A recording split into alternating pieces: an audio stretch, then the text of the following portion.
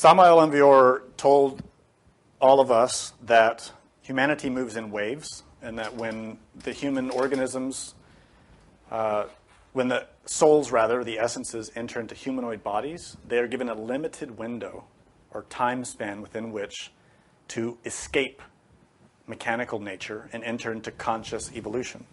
In other words, to start moving upwards into the superior worlds. That type of work doesn't happen mechanically or as a present from God. We have to earn it. We have to become real human beings.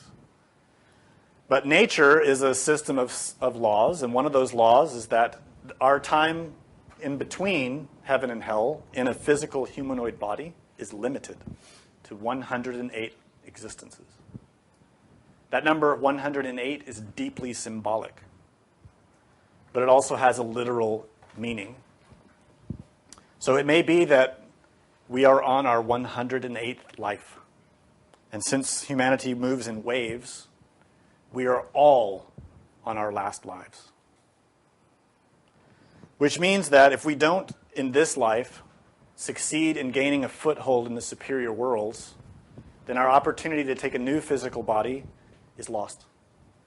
And we will start descending into the inferior worlds.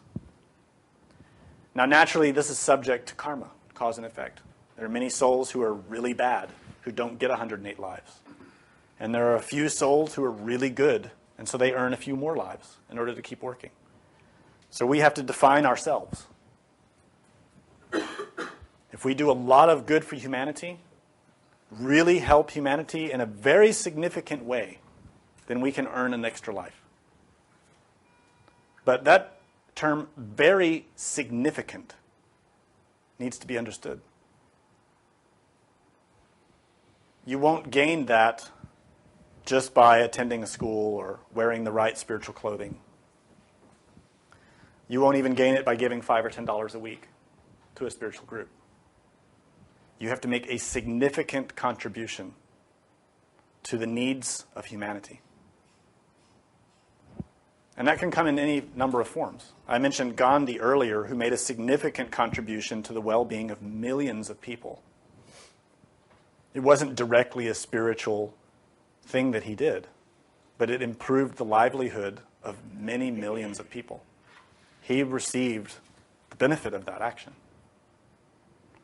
So if you want to earn extra existence, you have to question yourself in that way. What can I do? How can I give of myself to others? In a significant way, according to my skills and talents, the things that I can do to help other people. That's what you have to ask. I've told you before in other lectures that I know for a fact that I'm on my last life. I know it. I don't care if anybody doesn't believe me. I've had too many experiences knowing that. And that's why I'm doing what I can do. I can't do much, but I do as much as I can. So the same has to be true for anyone else who wants another opportunity. I don't have the audacity or the arrogance to assume I'm going to succeed in this lifetime. I seriously doubt it. I'm too weak. I'm too lazy. I need another life. So I'm working hard to try to earn that. And really, this is the focus. If you've ever studied Tibetan Buddhism, this is the entire focus of Tibetan Buddhism. Not on this life, on the next one. The next one is not set in stone yet. You might get one, you might not. It's not decided yet. It depends on what you do now. Your current life has limitations.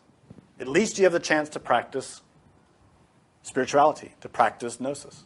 That's huge benefit. And if you take advantage of that and really use it well, you can earn an even better opportunity in your next life. Now that brings up an important memory, something that's coming in my mind now that's really important about this. There are many prophecies and predictions about the end of this era, and I hinted at it a moment ago when I said nature is starting to consume things. It is true that humanoids are now in their 108th lives, and that most of the human beings on this planet who are dying now will not come back into new bodies. This is true. It's also true that this race is nearing its end, and over the next number of years, it will be completely wiped from this planet. This is also true. No one knows the date and the hour, but it will happen. So that begs the question, if everything's going to end, why would I want to come back into a new body? You don't have to come back here. That's the answer. And to me, that's pretty enticing. I don't want to come back here. There are billions of planets. Billions where you can continue working. We just don't know about them. There are also other levels of existence, other dimensions where you can continue working. And Samael Aun Weor mentioned this in his lecture about the mysteries of life and death. He said that if you earn it, you can take a new body in another world, in another place that will help you to keep working on yourself. So don't feel scared and afraid about what's happening on this planet. We need to be concerned. We need to be aware of it. But it also doesn't mean that we're limited by it. We need to take it as an inspiration to do better and to earn a better chance, to keep having our eye up into the heavens. Any other questions? Yes. So the question is, if we find ourselves in hell, what can we do that's beneficial there?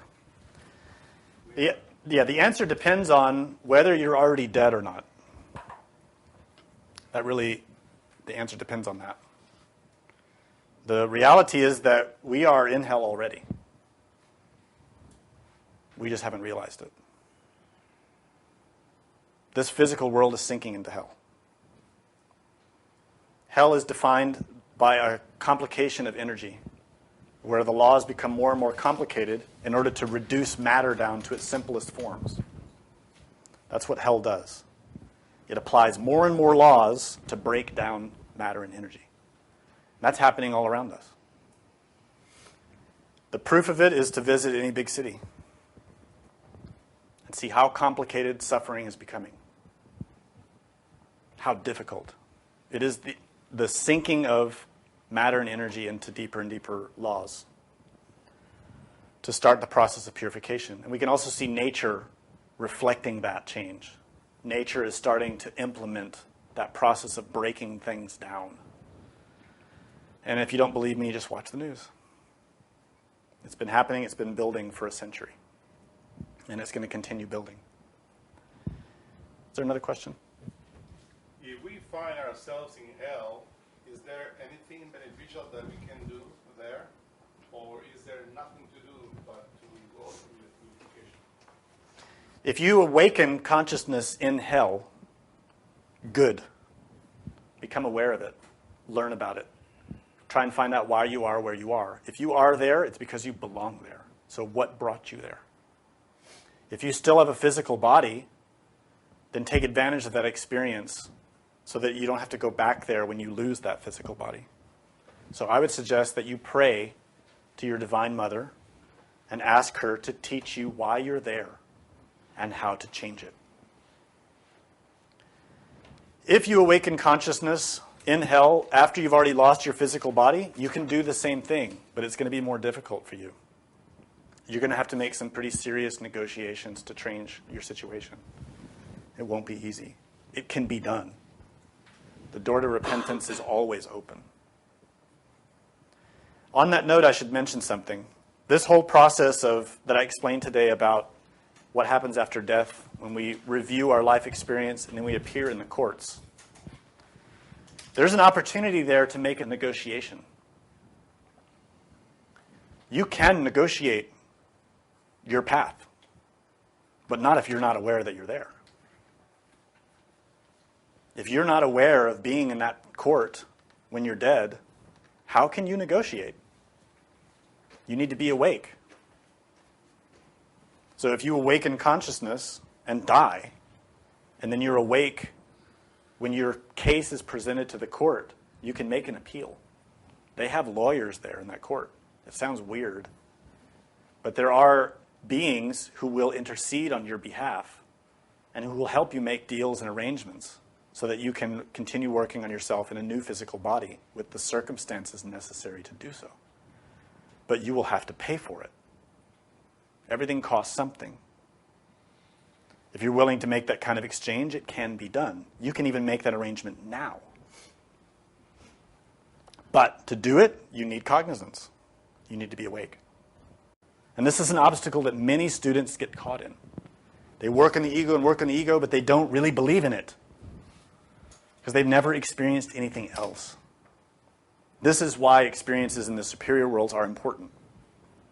And this is why people who just begin in this tradition are usually given those kind of experiences.